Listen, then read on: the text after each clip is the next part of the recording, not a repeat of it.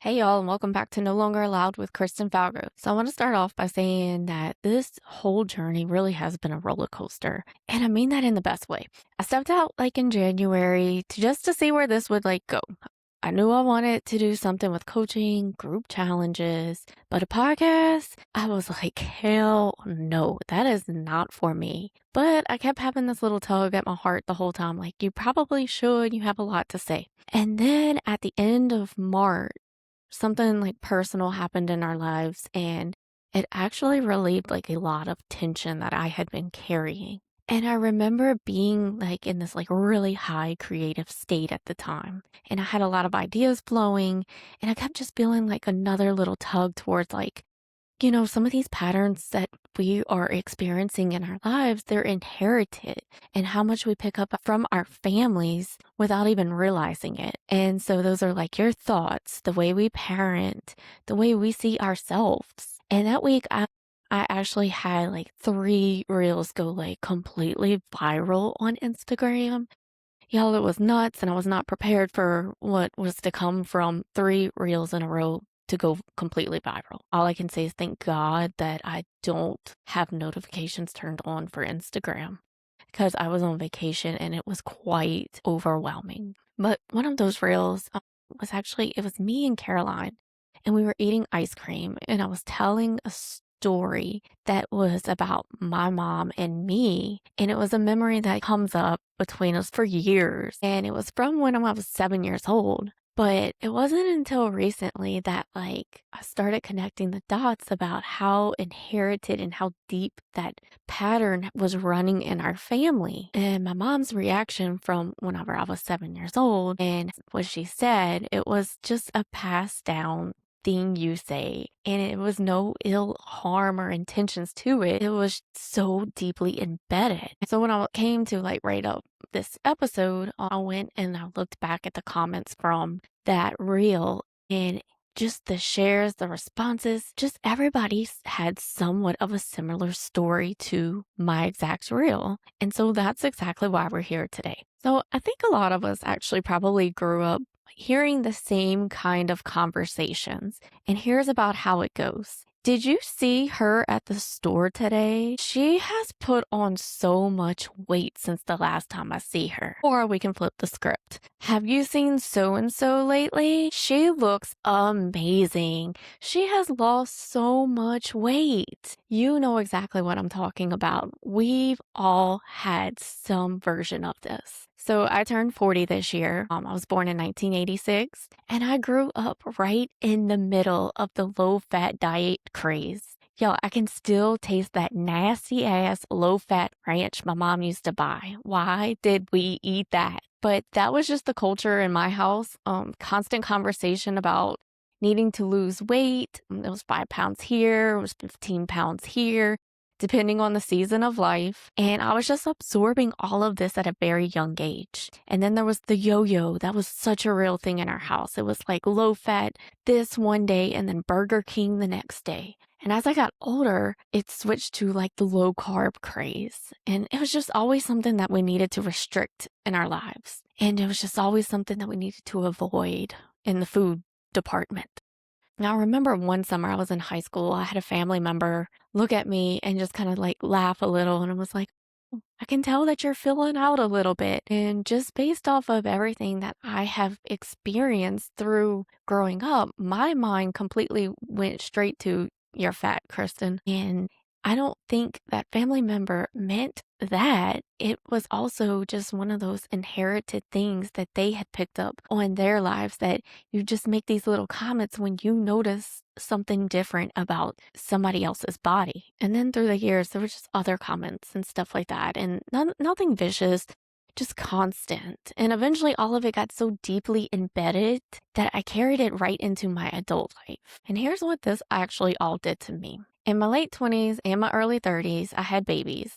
And I want to be honest about something. I was not a good pregnant person. I didn't enjoy it, and I carried guilt about that for so long because I know so many women long for pregnancy, but that was my truth. I gained well over the recommended amount for both pregnancies, and I still remember the nurse practitioner with my first baby came into the room and she looked at my chart and she was like, "You might want to slow down a little bit because all of this extra weight is just going to go to your hips and you're never going to get it off." And that instant shame right there in that office. And then came the postpartum body changes that nobody really prepares you for, especially when you grow up being told any weight gain is bad. And then in 2018, when my youngest was a year and a half, I did a beach body program. It was called 80 Day Obsession.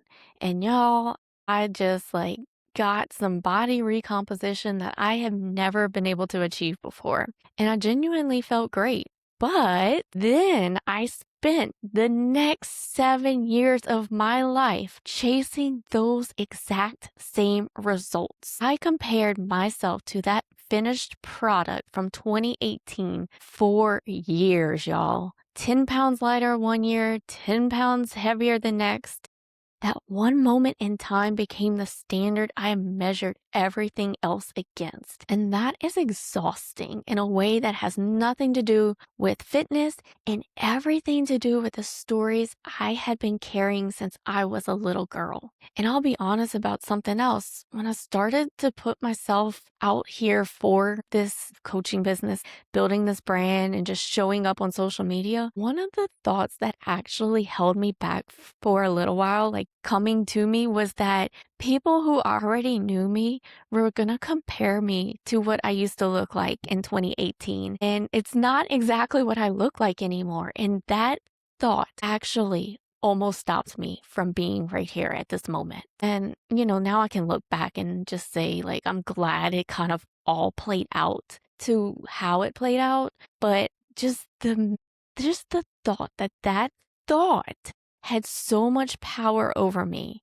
That is how deep this stuff was running for me. At the end of last year, I remember there was like a day I was complaining about my body, like picking it apart. And I remember Nate was like, "Do you realize that the way that you talk to yourself literally affects everything? Like you are holding on to so much emotion in you." And then at the beginning of this year, I actually went to a retreat and they touched on something that stopped me cold about all of this topic. And it was how we compare our bodies to an older version of ourselves. And we hold on to that image like it's the standard we're supposed to just keep going back to.